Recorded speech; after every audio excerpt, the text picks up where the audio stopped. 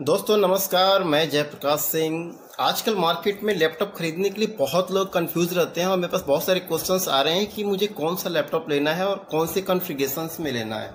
तो दोस्तों मैं आज आपकी ये कन्फ्यूज़न दूर करने जा रहा हूँ। लोग ये कंफ्यूज रहते हैं। देखिए मार्केट में अभी Intel Pentium gold, core i3, core i5, core i7 से लेके कोर i9 तक इतने प्रोसेसर के लैपटॉप्स डिफरेंट वेरिएंट्स में अवेलेबल हैं, डिफरेंट ब्रांड्स में अवेलेबल हैं। ब्रांड्स की जहाँ तक मैं बात करूँ तो सभी ब्रांड्स के रेट में ज़्यादा वेरिएशन नहीं होता है। मोस्टली 1 से 2,000 रुपये, 3,000 रुपये तक का वेरिएशन होता है। मेन डिपेंडेंसी है सर्विस की। आपकी इधर सर्विस जिसका अच्छा है वो ब्रांड आप सेलेक्ट कर सकते हैं। Basically Dell, HP, Lenovo, Asus के भी लैपटॉप बहुत सारे हैं। ये तो ब्रांड्स के हो गए। ब्रांड्स में मैं फिर से एक बार बताने जा रहा हूं कि ब्रांड्स को लेकर आप ज़्यादा कंफ्यूज ना रहें। जिसकी सर्विस आपके यहाँ ज़्यादा अच्छी है वो ब्रांड आप सिलेक्ट कर सकते हैं।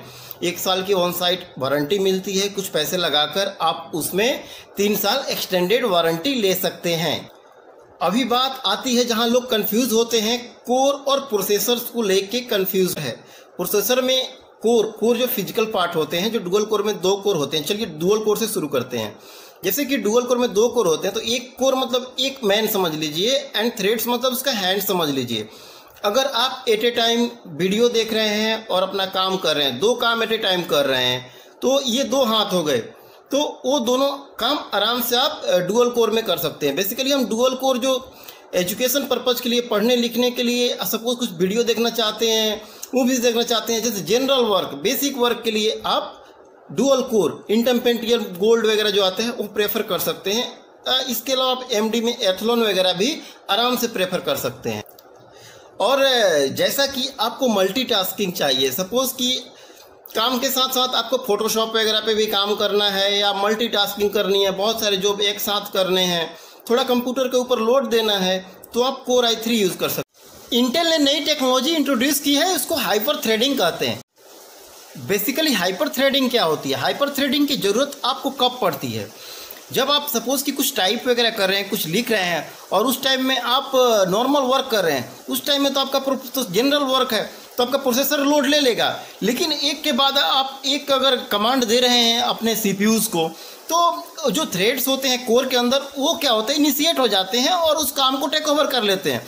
मतलब कि जब तक कंप्यूटर के ऊपर लोड नहीं आती तब तक हाइपर थ्रेडिंग की यूज़ नहीं है। हाइपर थ्रेडिंग वो टेक्निक है जो कंप्यूटर की स्पीड को, उसकी परफॉर्मेंस को थ्रेड्स के द्वारा बढ़ा देती है। सपोज कि अगर एक कोर में 2 थ्रेड्स हैं, अगर एक इधर से काम आया तो एक थ्रेड उसको हैंडल कर रहा था, तो आपने दूसरा कमांड दिया, दूसरा थ्रेड कर लेता है।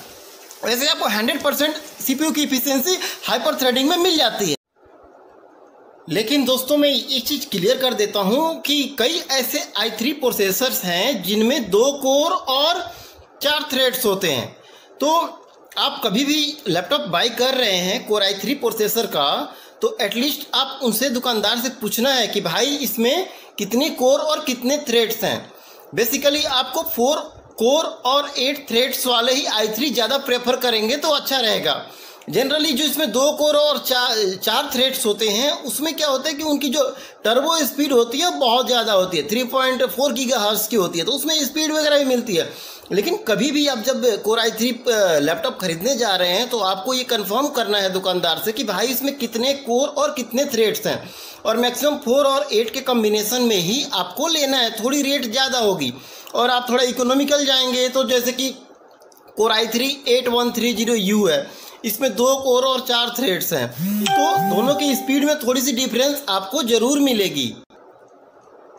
ऐसे ही बात करें इंटेल कोर i5 के, तो इसमें भी अलग अलग प्रोसेसर में अलग अलग कोर और थ्रेड्स आते हैं। जनरली ये 6 और 12 के कम्बिनेशन में आता है। मतलब कि 6 कोर होंगे, जो फिजिकल कोर होगा वो 6 होगा और जो थ्रेड होगा वो 12 होगा। तो ऑब्वियसली इसमें स्पीड आपको ज़्यादा अच्छा मिलेगी। अगर आप फोटोशॉप पे काम कर रहे हैं, 3D ग्राफिक्स वगैरह पे काम कर रहे हैं, वीडियो एडिटिंग पे काम कर रहे हैं, तो आप इसमें एक रीजनेबल, एक बढ़िया सा ग्राफिक कार्ड लगा करके आप इसको अपना काम बिना स्टक हुए कर सकते हैं और ये बहुत ही स्मूथ चलेगा। अब इसके ऊपर आते हैं कोर i7। अगर आपके PC के ऊपर और ज़्यादा लोड देनी है, आप ज़्यादा हेवी ग्राफिक्स वाला काम कर रहे हैं, आप मल्टीटास्किंग ज़्यादा कर रहे हैं, या कोई ज़्यादा रेजोल्यूशन वाला वीडियो के साथ उसकी वीडियो एडिटिंग वगैरह कर रहे हैं, मतलब कि आपको अपने कंप्यूटर के ऊपर लोड ज़्यादा देना है, तो आप कोर i7 प्रेफर कर सकते हैं। ये दोस्तों 8 और 16, 8 कोर और 16 थ्रेड, मतलब कि 8 आदमी और 16 हाथ, मतलब ये समझिए कि आप 16-17 जॉब एट ए टाइम आराम से कर सकते हैं बिना स्टक हुए। आपका कंप्यूटर स्टॉक होगा, नोट रेस्पॉन्डिंग में नहीं जाएगा। जनरली हम देखते हैं, काम करते हैं जो लो कॉन्फ़िगरेशन के साथ कुछ वीडियो एडिटिंग वगैरह कुछ देखते हैं, हाई रेजोल्यूशन मूवी देखते हैं, तो वो नोट रेस्पॉन्डिंग में चला जाता है या बहुत लेट खुलता है। ये प्रॉब्लम यहाँ पे नहीं आएगी। अब इसके ऊपर आप जाना चाहेंगे तो कोर i9 जो अभी रिकॉग्नाइज हुआ है, कोर i9 में आपको 10 कोर और 20 थ्रेड तक मिल सकते हैं। मतलब आप समझ रहे हो, आप जितना मैक्सिमम लोड उसमें डाल सकते हो बिना कंप्यूटर को स्टक किए हुए आप अपने काम स्मूथली कर सकते हो। तो इसके लिए कोर i9 है। हेवी जॉब्स के लिए, जो नॉर्मल स्टूडेंट्स हैं या जिनका नॉर्मल पेपर वर्क है, जो नॉर्मल टाइपिंग वर्क कर रहे हैं, उनके लिए ये बिल्कुल नहीं है। ये क्या है, इनके रेट्स में भी बहुत ज़्यादा ही वेरिएशन आते हैं। दोस्तों अब हम बात करेंगे रैम की। हम ये सोचते हैं कि अगर लो प्रोसेसर है हम उसका रैम बढ़ा देंगे तो हमें स्पीड अच्छी मिलेगी। जी नहीं, ऐसा नहीं होता है। आपको ये मैं बता दूं कि अगर आपने एक लैपटॉप लिया है और कुछ दिन बाद उसका जो स्पीड होता है वो जनरली कम हो जाता है, स्टक होता है, तो उसकी वजह मेन हार्ड डिस्क होती है और इसकी हीटिंग प्रॉब्लम होती है। तो जनरल आप डुअल कोर यूज़ कर रहे हैं तो 2 से 4 GB तक रैम यूज़ कर सकते हैं। आप कोर i3 यूज़ कर रहे हैं तो 4 to 8 GB रैम यूज़ कर सकते हैं। कोर i5 यूज़ कर रहे हैं तो 8 to 16 GB रैम यूज़ कर सकते हैं। उसके ऊपर आप जाइए 32-64 GB, जैसे आपकी रिक्वायरमेंट है वैसे आप यूज़ कर सकते हैं। लेकिन रैम भी अलग अलग मेगा हर्ट्ज के आते हैं, तो उसमें भी आपको देखना है कि आपके प्रोसेसर के साथ कौन सा रैम कितने मैक्सिमम सपोर्ट कर सकती है फ्रीक्वेंसी, उसी के अनुसार भी आपको रैम भी लेना है। और लैपटॉप खरीदते समय इस बात का ध्यान रखें कि अगर आप जो उसमें इनबिल्ट हार्ड डिस्क ले रहे हैं लैपटॉप के साथ, वो कम से कम 7200 RPM या 5400 RPM का होना चाहिए, नहीं तो आपको स्पीड नहीं मिलेगी। उसके लिए आपको एडिशनल M.2 स्लॉट या SSD डालना होगा।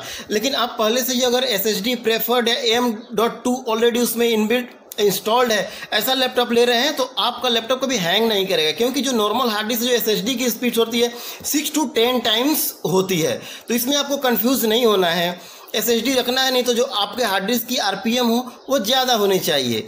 ये मैं फिर से बोल रहा हूँ, जो बच्चे हैं अब पढ़ाई के लिए ले रहे हैं, ऑनलाइन स्टडीज़ के लिए रहे हैं, उनको ज़्यादा हाई कॉन्फ़िगरेशन में नहीं जाना है, क्योंकि हर एक 2 से 3 साल बाद इसका अपडेट आ जाते हैं और फिर वो चीज़ें पुरानी लगने लगती है। तो आप अपने जो जनरल रिक्वायरमेंट्स है उसी कॉन्फ़िगरेशन में ही आप लैपटॉप लें। और जिनको वीडियो एडिटिंग या फोटोशॉप में काम करना है उनको ऑलरेडी पता रहता है, वो प्रोफेशनल होते हैं कि उसमें क्या सपोर्ट करेगा और उनको क्या कॉन्फ़िगरेशंस लेने हैं। और दोस्तों मैं फिर से एक बात बोलूँगा आपको कि आप जब भी core i3, core i5, core i7 laptop लेने जा रहे हैं तो आप दुकानदार से ज़रूर पूछें कि ये कितने कोर और कितने थ्रेड्स के हैं। लेकिन इसमें कम भी आते हैं और ज़्यादा भी आते हैं। आप कोर i3 लैपटॉप्स ले रहे हैं, उसमें कोर्स और थ्रेड्स कम है, तो आपको उतनी स्पीड नहीं मिलेगी जितना आप उम्मीद कर रहे हो। तो इस चीज़ का ज़रूर कंफर्म करना है। और अभी बात करेंगे हम जनरेशन की, 7th generation, 8th generation, support की 2nd, 1st, ऐसे कर करके अभी 11th जनरेशन चल रहे हैं। तो ये जनरेशन क्या होता है?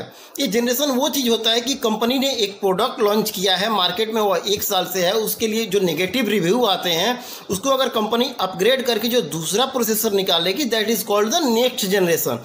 तो अभी 9th, 10th, 11th अभी के लिए सबसे बेस्ट है। मैं तो जनरली यही बोलूँगा कि आप 11th जनरेशन का ही लो, क्योंकि आप उसको ज़्यादा दिन तक आगे यूज़ कर सकते हो अगर आपको स्पेसिफिक वर्क के लिए ले रहे हो। तो दोस्तों मेरा ये वीडियो कैसा लगा, आप अपने रिव्यू ज़रूर दें और मेरे चैनल को सब्सक्राइब करें ताकि मैं और अच्छे वीडियो डाल सकूं। नमस्कार, जय हिंद।